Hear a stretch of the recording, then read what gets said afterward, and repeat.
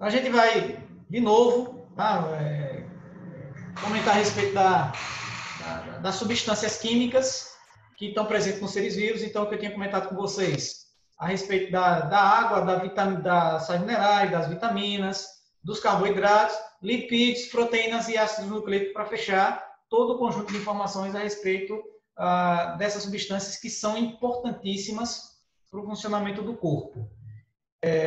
Então, dentro desse patamar de informações, a gente tem, acho que foi nesse ponto aqui que eu comentei com vocês, certo? Vou partir daqui e aí a gente segue adiante, vai tentar fazer o melhor possível e o mais rápido possível e que não atrapalhe vocês na hora de vocês estudarem. Bom, então, dentro dos componentes dos lipídios, a gente tem os triglicerídeos. Então, o álcool é o glicerol, que está presente e ligado a 3 ácidos graxos. Esses ácidos graxos, gente, eles é que carregam uma grande quantidade de energia necessária ou importante para que você, quando falte carboidrato, por exemplo, no seu corpo, você use essa outra fonte de energia. Então, na verdade, ela é uma reserva energética secundária. Lembrando que a gente tem 2 reservas de energia, que é o glicogênio, que é um carboidrato polissacarídeo. O amido não é nossa reserva, o amido é nossa fonte de carboidrato, a nossa principal fonte de carboidrato na alimentação. Então, biscoito, tá? Todos os alimentos que são ricos em amido, em farinha de trigo, por exemplo, eles são ricos em amido, certo? As farinhas, de uma forma geral. Então, eles são a fonte de energia derivada de uma reserva energética de plantas, mas ela não é necessariamente nossa reserva energética. Quando a gente consome, que acumulou a glicose, ela vai para o sangue, e do sangue ela vai ter que ficar guardada em algum lugar. Ou ela vai para a célula para ser utilizada, ou ela vai para o fígado para ficar acumulada na forma de glicogênio. Então, se eu precisar imediatamente de glicose, aí eu retiro do glicogênio. Faltou essa fonte de energia, aí eu vou retirando do lipídio que está acumulado. Então, esse lipídio que está acumulado, ele pode ser uma gordura, ele pode ser um óleo. Na maioria das vezes, nos animais, de uma forma geral, a gente tem muito gordura como fonte de reserva de energia. Os óleos, geralmente, eles são mais relacionados com as plantas. A diferença entre óleo e gordura, eu não sei se vocês lembram, eu comentei rapidinho, é o seu aspecto físico. Mas o seu aspecto físico, sólido para gordura, líquido para óleo, é derivado ou uma consequência da presença de ácidos graxos de tipos diferentes. Ácidos graxos saturados, formando uma substância, vai dar origem a uma substância de aspecto sólido, são as gorduras.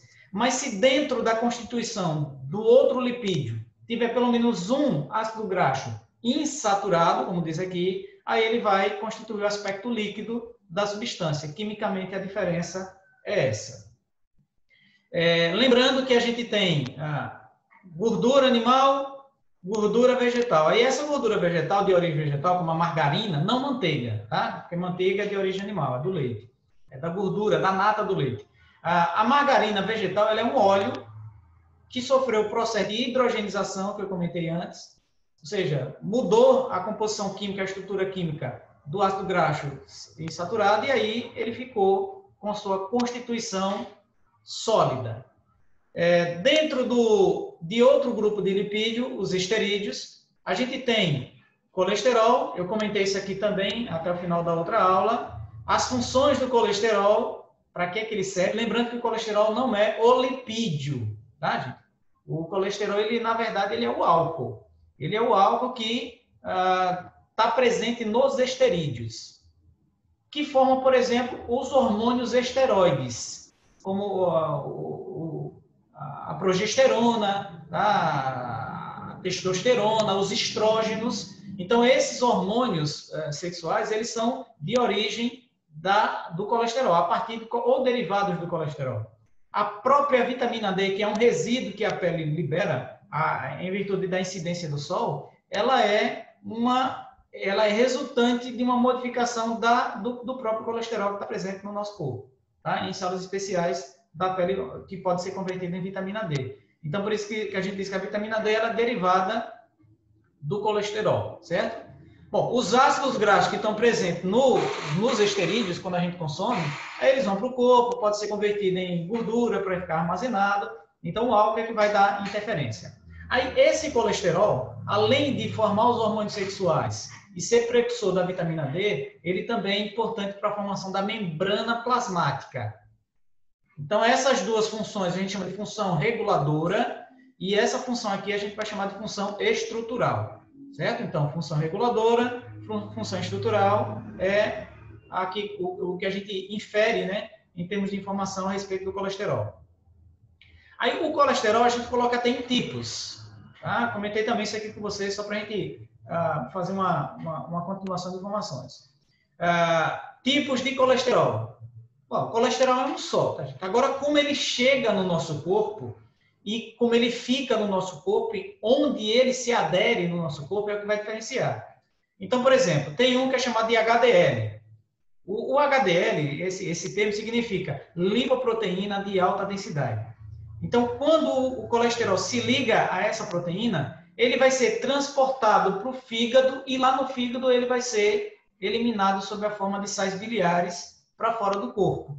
Ou seja, ele vai tender a ser diminuído sempre do nosso corpo, porque a gente vai jogar ele para fora. O outro tipo de colesterol, que é o LDL, ele é considerado ruim, ou mau colesterol, porque como ele se liga a uma lipoproteína de baixa densidade, o Lzinho aqui do começo é de low, de baixo, e o Hzinho daqui do começo é de high, de alto. Então, você tem lipoproteína de alta densidade e aqui lipoproteína de baixa densidade. Todo colesterol que é de origem animal, ele se liga a esse LDL. Ou seja, ele vai ser transportado e ser guardado no corpo da gente. Ele é próprio, tá? Para a nossa estrutura corporal. Qual vai ser a consequência, então, para um colesterol que está ligado a essa lipoproteína LDL? O que vai ter para ele é ser acumulado e aumentar tanto que vai chegar a atingir o excesso. Então, o grande problema do colesterol não é o colesterol em si, porque ele tem funções importantes como essas três que eu anotei para vocês. O problema dele é o excesso. Então, por que um é bom e outro é ruim? Esse é bom porque sai, não vai ter excesso. E esse é ruim porque fica, acumula e chega ao excesso. E quando tem excesso, aí ele vai se fixando nos tecidos, vai acumulando gorduras, formando placas, que a gente chama placas de ateroma, na qual ocorre a aglomeração de cálcio, provocando um enrijecimento que a gente vai chamar de aterosclerose, é aquela em que a artéria perde flexibilidade e quando tem um aumento de pressão arterial, ou seja, quando tem um aumento da pressão sanguínea, esse vaso que tenderia a se alargar e voltar elástico, ele agora se alarga e quebra, porque ele está rígido, ele está consistente pela presença do cálcio na sua parede corporal interna, certo? Na parede muscular interna. Então, a consequência disso seria, por exemplo, um derrame, que a gente chama de acidente vascular. Se acontecer em várias partes do corpo que não sejam vitais, ou seja, que sem ela você consiga sobreviver, beleza. Mas ela pode acontecer no coração, ela pode acontecer no cérebro. Então, acontecendo nessas duas regiões de alta vitalidade, tá? Em que o vaso que chega enriquece e nutre de oxigênio e outros componentes, tecidos tão importantes, aí a pessoa pode morrer, dependendo do grau da lesão, dependendo da intensidade do rompimento, ou o tamanho da artéria que foi rompida. Certo? Então, por isso que a gente diz que considera, até o próprio colesterol, ele dá um aumento de pressão arterial. Porque como o vaso não se alarga, a tendência é o vaso ser mais pressionado em outras regiões do corpo. Tá, gente? Então, o grande problema dele é acumular, provocando a aterosclerose e os derrames, os acidentes vasculares. Os últimos grupos de lipídios, certo? Como os fosfolipídios, esfingolipídios e os cerídeos, tá? E os carotenos, eles têm funções mais simples, eu não coloco muita coisa a respeito deles, basicamente só função. Por exemplo, no fosfolipídio o álcool é o mesmo do triglicerídeo, o álcool é o glicerol. Mas o que ele vai fazer no corpo tá? É o que vai diferenciar. Ele vai ter um fosfato, ele vai ter um álcool e ele vai ter os ácidos graxos. Por isso que a gente chama de fosfolipídio. Ele tem fosfato. E a estrutura desse fosfolipídio, ela permite com que mantenha-se ambientes isolados, podendo ter água em lados opostos de camadas em que eles são formados. Ou seja, a estrutura química que tem do fosfolipídio, ela foi utilizada para poder explicar como é que uma membrana plasmática é formada. Então, a função básica desse fosfolipídio é permitir a formação ou formar o que a gente chama de bicamada da membrana plasmática. Tá? Como ela é formada, isso daí eu deixo para vocês, só no nono ano e primeiro ano é que vocês vão ter uma noção melhor de como é que ele funciona, certo? Então, lembrando, o fosfolipídio, a importância dele é formar a membrana plasmática. Os outros lipídios que a gente tem são os carotenoides, ou os carotenos. Esse caroteno, ele está presente em alimentos que têm a tonalidade mais alaranjada. Tá? Então, se você observar a cenoura, por exemplo, a abóbora, então elas têm uma tonalidade muito similar. É tendencioso a ela ter caroteno na sua composição, e quando a gente assimila esse caroteno, ele vai ser convertido em vitamina A no nosso corpo. Aquela vitamina A que é importante para produzir rodopsina, então vocês têm que entender essa relação. Tá? Porque eu posso falar do caroteno, mas está cobrando lá na frente, na mesma questão, a ideia central seria a função da vitamina A. Então, não ingerir o caroteno. Se eu não ingerir o caroteno, o que é que eu vou ter como consequência? Perda de vitamina A, perda da produção de rodopsina, incapacidade de perceber ambientes pouco iluminados, que é a função da rodopsina, e aí eu vou ter problemas na visão, um deles. Tá? O outro seria na estrutura óssea em virtude da função da própria vitamina A. Então, a função principal do caroteno, que a gente vai analisar, é ser responsável pela formação da vitamina A. O outro, que a gente chama de esfingolipídio, que é rico em nitrogênio na sua composição, ele vai formar uma camada protetora, tá, que reveste a célula nervosa, que a gente chama de neurônio. Onde tiver a bainha de mielina, a informação nervosa ela vai dar um salto, ela vai pulando essa região onde tem a bainha de mielina. Então, como ela vai pulando, a tendência é que essa informação ela passe mais rápido.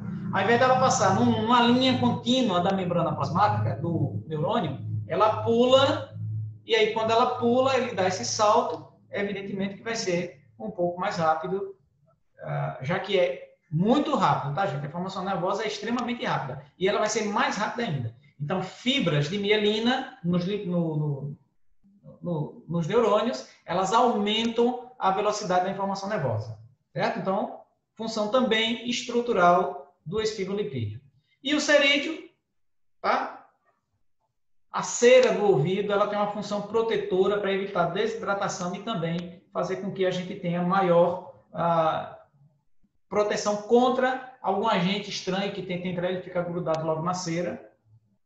Um ouvido que não tem cera é um ouvido que pode ser prejudicado com mais intensidade, mas também um ouvido que tem cera demais, gente, por Nossa Senhora. Tá? Não dá.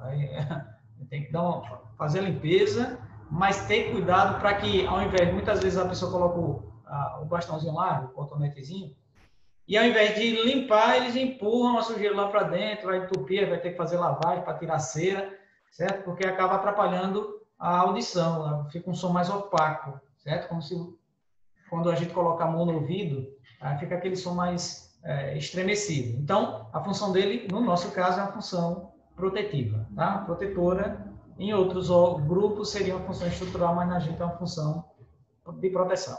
E aí sim a gente começa a analisar as proteínas. Dentro dessas proteínas, a gente vai ter que lembrar quais são os seus componentes. Então, toda proteína ela é formada pela união de unidades pequenas, que a gente chama de monopeptídeos. Só que esse nome monopeptídeo, o aluno pode achar até feio, né? Monopeptídeo, negócio estranho, nunca ouvi falar, mas eu creio que aminoácidos você já tem ouvido falar, certo? Quando a gente falou a respeito da nutrição, que eu preciso de uma variedade grande de alimentos, é porque alguns alimentos eles têm proteínas que não têm todos os aminoácidos que a gente precisa, na quantidade que a gente precisa. Então, por isso que a gente precisa variar, para obter minerais, vitaminas e aminoácidos. Porque glicose é um tipo só. tá? Você não tem glicose, sacarose vai se, a frutose vai servir também para você produzir energia.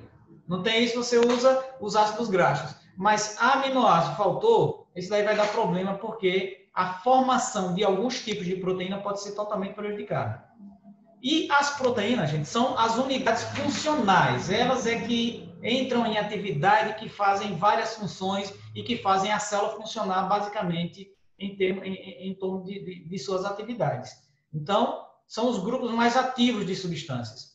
É tanto que, por exemplo, quando a gente fala de carboidrato, função energética, lipídio, função de reserva energética, estrutural, reguladora, mas de proteína, a gente não tem uma função específica, porque cada proteína, dependendo de como ela é formada, dependendo de como ela está, ela vai ter uma função diferenciada no corpo, certo? É tanto que o que é que define a característica de uma pessoa? O que é que define a genética? Bom, o que é a genética? É o DNA. O que é que o DNA faz? Produz RNA. O que é que o RNA faz? Coordena a produção de proteínas. Então, toda a nossa informação genética, ela é traduzida em proteína. E a proteína é que vai dar a característica do indivíduo e a funcionalidade do seu corpo. Então, por isso que a gente diz que são substâncias extremamente importantes e que precisam de suas unidades para serem formadas. Elas precisam dos seus aminoácidos. Esses aminoácidos, eles são classificados em dois grupos, que a gente vai chamar de aminoácidos essenciais e naturais. A diferença entre eles é o seguinte: aminoácido que é natural, ele é meu, eu consigo fazer. Aminoácido que é essencial, eu não consigo produzir e preciso que eu tenha esse aminoácido na alimentação. Só que esse aminoácido é tão essencial que esse que vem da alimentação, que eu não consigo produzir, ele vindo para o meu corpo, eu consigo produzir os outros. Então, se eu não tiver esse, eu também não consigo produzir os demais. Por isso que ele é essencial, ele não pode faltar na alimentação de forma nenhuma, certo? Então, natural, porque eu produzo, essencial, porque é obrigatório que eu consuma, é essencial no meu alimento. A partir daí, a gente consegue montar todas as proteínas. Então, a gente tem aqui os aminoácidos, que são os monopeptídeos, os peptídeos, quando tem 2, 3 aminoácidos ligados, pouco aminoácido ligado, até 50. E quando tem acima de 50 aminoácidos ligados, a gente diz que são polipeptídeos, certo? Monopeptídeo, aminoácido, dipeptídeo, 3, 4, 5, 10, 15, 20, poucos aminoácidos, e polipeptídeos, muitos. Tá? Alguns livros trazem que é acima de 50. Eu vou pegar por esse valor que é o menor, certo? Mono, di, que é pouco, e poli, que aí são vários aminoácidos ligados. Então, a classificação que eu disse para vocês são essas aqui. Essa daqui, ó. Aminoácido que é natural, são aqueles que meu corpo é capaz de produzir, lembrando que é a partir de outras substâncias que seriam outros aminoácidos. E os essenciais são aqueles que eu não consigo produzir. E aí eu preciso obter cada um deles na alimentação. É imprescindível a presença dele no meu alimento, por isso que eu preciso variar. Existem alguns alimentos que eles são completos. Por exemplo, as carnes, elas são completas de todos os tipos de aminoácidos. Lembrando que a proteína não serve para mim. Quando eu como, eu tenho que quebrar essa proteína para ela ser separada em seus aminoácidos, e aí os aminoácidos eu absorvo e aí forma parte de uma proteína do meu corpo. Certo? Porque senão você iria ficar com a cara de uma planta consumindo a proteína dela. Certo? Então, quando a gente ingere, ela é quebrada, separa os aminoácidos, cada aminoácido separou, aí eu utilizo. Certo? Então, a partir daí, a gente precisa de proteína no alimento que tenha variação de aminoácidos. Alguns alimentos não tem todos eles. Por exemplo, o arroz. São 20 aminoácidos que tem na natureza, para qualquer tipo de espécie de ser vivo. Certo? São 20 tipos apenas. Desses 20 tipos, o arroz, salvo engano, ele tem em torno de metade quase. Acho que em torno de 12. Aí, esses 12 que tem no arroz, por exemplo, no feijão eles não têm. Eles não estão presentes no feijão. O feijão tem 8 que não existem no arroz. Então, quando eu junto feijão e arroz, juntando os dois componentes, eu tenho todos os aminoácidos que eu preciso. Então, é a combinação perfeita. Só feijão, só arroz não é legal em termos de nutrição para a presença das proteínas ou dos aminoácidos que elas contêm. Eu preciso juntar os dois. Mas a carne, por exemplo, o ovo, ele tem todos os aminoácidos que a gente precisa para poder manter o corpo estabilizado. Então, por isso que a ideia é variação de alimento para a gente poder obter tudo aquilo que a gente precisa. Se faltar um aminoácido, então é um prejuízo absurdo. Por quê? Porque quando a gente vai falar de proteína, a gente tem que entender quais são as funções que ela desempenha. Por exemplo, tem proteínas que têm função estrutural. Tem proteínas que têm função reguladora, função de defesa, função energética, função de transporte, função de contração e função catalisadora.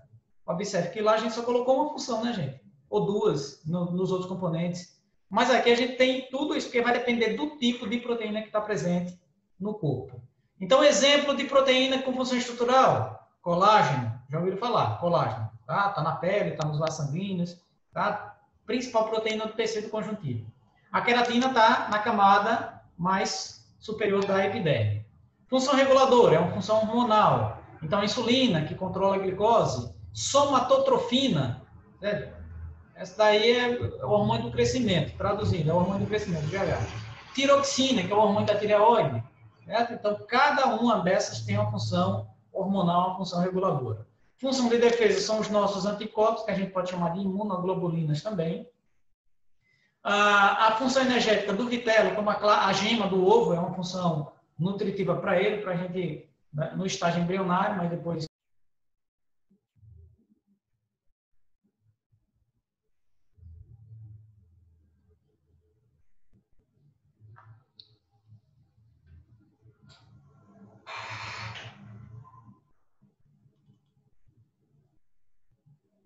Então, vamos lá, a gente deu uma paradinha aí no vídeo, mas a gente já está retornando aqui. Lembrando que eu estava comentando aqui a respeito das proteínas. Certo, gente? Nas funções das proteínas. Então, foi exatamente aqui que eu comentei. Veja aí, se confere. As anticorpos ou imunoglobulinas, a função energética do vitelo, a função de transporte é a hemoglobina, tá? Hemoglobina ou mioglobina, tá? Hemoglobina no sangue, mioglobina no músculo. Função de contração, a gente tem duas, actina e miosina, e catalisadora, enzimas. Aí, gente, tem uma infinidade. Tá? Todo o nosso corpo ele depende de ações enzimáticas. São substâncias, são proteínas que interferem e aceleram a atividade de algumas reações químicas, ou de muitas reações químicas, para melhor dizer. E, por exemplo, o nosso raciocínio, a nossa contração muscular, tudo isso depende de reações químicas. Quem é que catalisa? Quem é que acelera? Quem é que permeia essas reações químicas? As enzimas. Então, eu vou colocar alguns nomes dela, como tem aqui, porque elas vão ser importantes para entender como é que existe o processo digestivo. Em geral, as enzimas elas têm a terminação ase, tá vendo? Amilase, ela vai agir sobre amido. Maltase, ela vai catalisar a reação da maltose, certo? Protease, ela vai catalisar reações de proteína, acelerar reações de quebra de proteína. Então, aqui a gente tem algumas funções de proteínas para poder a gente chegar agora num tópico mais avançado, que são as características gerais dela. Primeiro, toda proteína ela tem alta especificidade em relação às funções que elas desempenham. Por isso que quando a gente altera um pouquinho a estrutura da proteína, ela vai perder sua função, certo? Imagine que você tenha um machado e você corte aquela partezinha fina do machado, você deixa ela reta. Não vai servir para cortar, vai servir para martelar, certo? Mas para cortar não vai, porque se alterou. Então, se eu tenho uma proteína e eu altero a sua estrutura, ela automaticamente vai perder a função. Tá? Então, lembre que ela é específica para aquilo que ela faz. Aquela enzima que eu chamei de maltase, ela não age sobre a sacarose, porque sacarose é uma substância diferente. Ela só vai agir sobre a maltose. Ela é específica para a maltose. Tá? Então, ela não pode ser, eu peguei aqui e vai servir para outra coisa. É como você pegar uma chave e tentar abrir qualquer fechadura. Essa vai ser a analogia que a gente vai fazer. Eu não posso pegar uma chave e tentar abrir várias, porque ela é específica para uma sequência. Aquela dentiçãozinha que ela tem, aquele formato que ela tem da chave, é específico para um tipo de abertura, para um tipo de fechadura.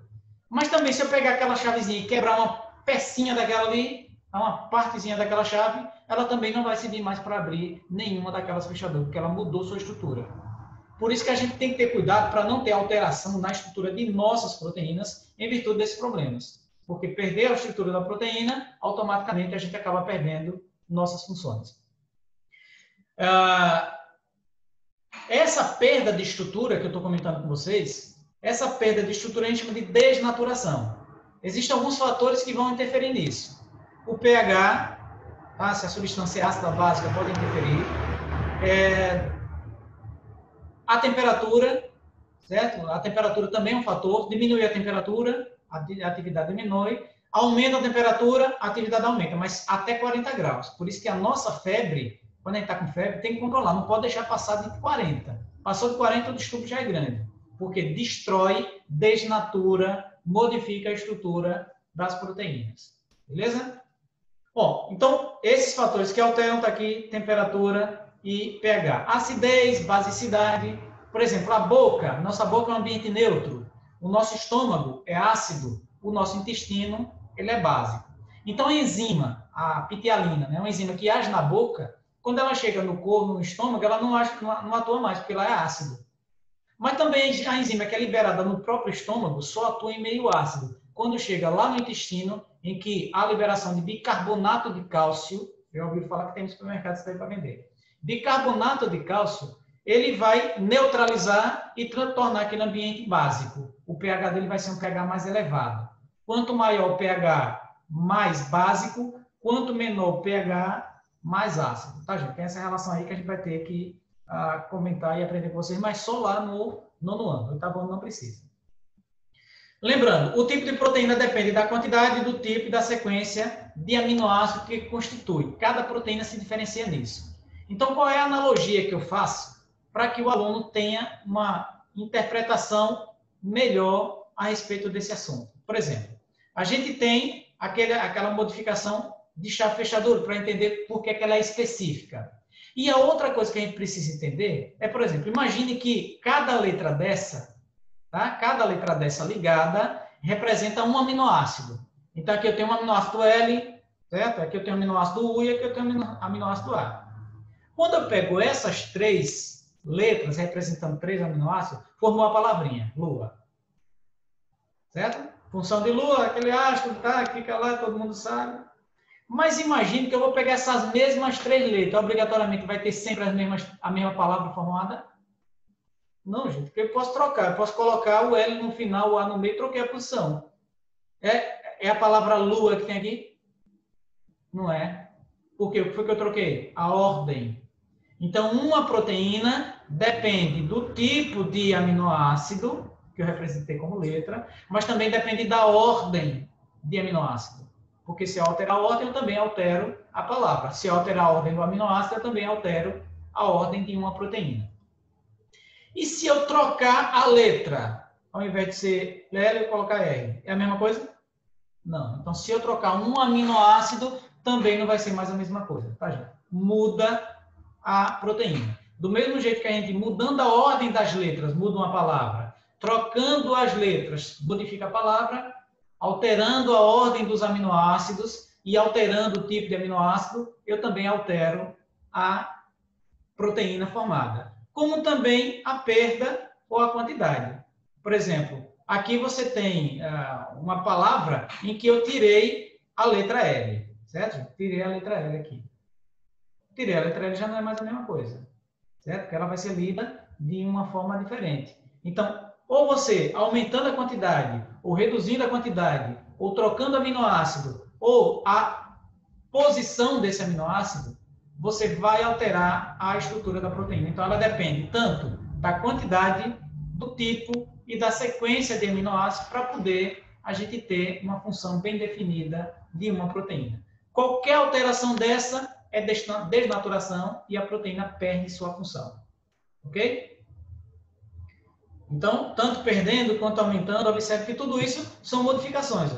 Eu peguei aqui, acrescentei, troquei o EC, aumentei um L aqui no final, então ao invés de ser lua, que é um astro, é o luau, que é um ato que a pessoa faz. Então, modifica. Sempre que há alteração na quantidade, no tipo, na sequência, há alteração, tanto da palavra quanto de uma proteína, se a gente for fazer a comparação, se for fazer essa analogia. O último grupo de substâncias são os ácidos nucleicos. Esse grupo, a gente só vai precisar entender o seguinte.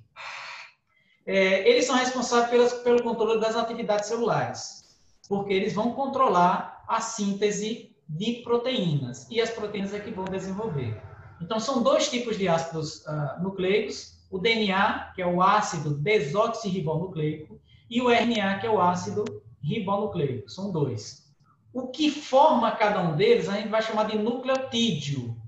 O que vocês vão precisar saber é só, basicamente, isso, que ele controla quais são os tipos e a unidade formadora. Só que esse nucleotídeo, ele tem alguns componentes, que é um fosfato, que é um mineral, a ribose ou a desoxirribose, vai depender do tipo, ribose para o RNA, desoxirribose no DNA, que é um açúcar monossacarídeo, e uma base nitrogenada. Então, quando a gente ingere ácido nucleico de qualquer alimento, tá? Porque qualquer alimento é derivado de ser vivo. Ser vivo, ele contém o DNA e o RNA. Então, assim que tiver a ingestão, eu preciso degradar, quebrar em nucleotídeos, e os nucleotídeos eu tenho que liberar esses componentes para eu poder fazer o processo de absorção. Todo esse assunto, gente, eu estou preparando para que a gente compreenda o processo digestivo que vai ser o da outra unidade, certo? Da outra avaliação. Então, todas as substâncias, todas elas foram comentadas agora, certo, gente? Como a gente tem a sequência, água, minerais, vitaminas, carboidratos, lipídios, proteínas, que eu comentei hoje, e os ácidos nucleicos, a gente fecha todo o conjunto de informações a respeito desse assunto e aguardo que vocês estudem o máximo que vocês puderem e qualquer dúvida podem mandar para mim para ver se eu consigo melhorar e retirar e fazer com que vocês aprendam melhor, certo? Então, qualquer dúvida, está em contato comigo, assim que puder eu respondo. Certo, gente? Valeu, tchau e até a próxima aula.